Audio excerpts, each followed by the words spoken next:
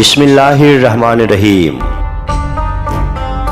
تمام دیکھنے والوں کو نظاری ٹی وی میں خوش آمدید۔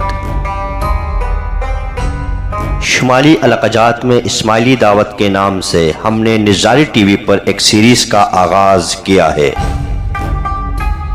جس میں ہم آپ کو بتائیں گے بدخشان سے لے کر یاسین تک پھیلی ہوئی اسماعیلی مذہب کے بارے میں اور اس مذہب کو پھیلانے والے کرداروں کے بارے میں۔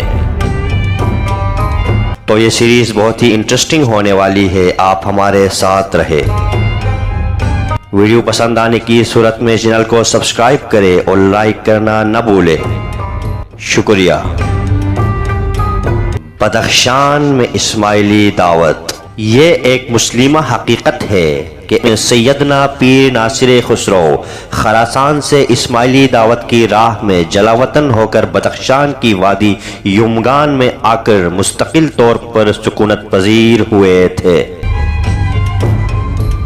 اس کے نتیجے میں نہ صرف حدود بدخشان میں اسماعیلی دعوت کو فروغ حاصل ہوا، بلکہ دور دراز کی سرحدات اور ہمسایہ ممالک جن میں وسطی ایشیا کے بہت سے علاقوں مثلاً قوند، یرقند، کشغر، سریقول، پامیر، ویخان، یہاں تک کہ چترال اور یاسین تک اسماعیلی دعوت کا اثر پھیلا تھا۔ ان سرحدات کے ساتھ ساتھ ان علاقوں میں اسماعیلی دعوت کے پھیلنے میں دعوت کی خاطر پیر سیدنا ناصر خسرو کی ذاتی کوشش اور آپ کے ماتحت دائیوں کی مسلسل جہد کے ساتھ بدخشان کے اسماعیلی حکمرانوں کا کردار بھی شامل تھا۔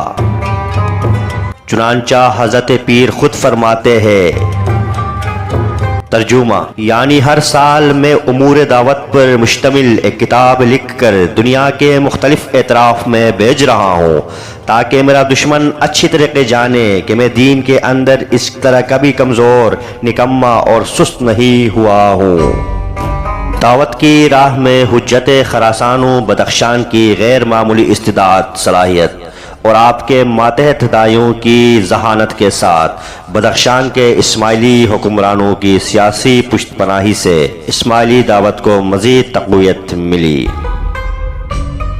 چنانچہ تاریخی شواہد کی روشنی میں ایسا معلوم ہوتا ہے کہ سیدنا پیر ناصر خسرو نے بدخشان آتے ہی اس وقت کی ریاست بدخشان کے حکمران ابو المعالی علی ابن اسعد کو اسماعیلی مذہب کا حلقہ بگوش بنایا تھا، اور اس کے بعد 9ویں صدی ہجری اور 15ویں صدی عیسوی تک ریاست بدخشان اسماعیلی حکمرانوں کے زیر اثر رہی۔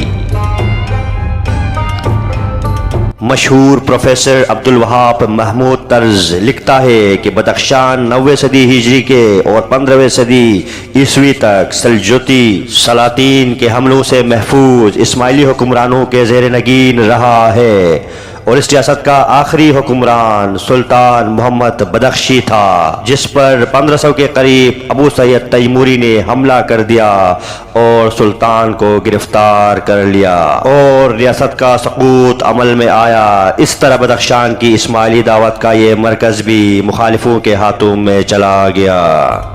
یہاں پر واضح کرتا چلوں کہ ابو سعید تیموری امیر تیمور گورکافی کی نسل سے تھا، جو بابر مرزا کے بعد 1409 میں تیموری سلطنت کے تخت پر قابض ہوا تھا۔ وہ اپنے دور کا زبردست طاقتور بادشاہ تھا۔ سلطان عبداللہ تیموری کے بعد اس نے پہلے سمرقند پر قبضہ کر لیا، اس کے بعد اس نے ماورا، النہر، بدخشان، کابل، قندھار اور سرحد ہند کے اضلاع، یہاں تک کہ خراسان اور عراق کو بھی اپنی سلطنت میں شامل کر لیا۔ ابو سید نے بدخشان پر اس حملے کے دوران اسماعیلی حکمران سلطان محمد بدخشی کو گرفتار کر لیا اور بدخشان کی اسماعیلی ریاست کو اپنی سلطنت کا حصہ بنا لیا۔ اس طرح بدخشان سے اسماعیلی ریاست کا خاتمہ ہو گیا۔ تو یہ بات واضح ہو چکی ہے کہ بدخشان میں اسماعیلی دعوت پھیلانے میں حکیم پیر ناصر خسرو اور ماتحت دائیوں کا بڑا ہاتھ تھا۔ اس طرح آج بدخشان میں اسماعیلی مذہب پھیلا ہوا ہے۔ نظاری ٹی وی کے ویڈیوز دیکھنے کا شکریہ۔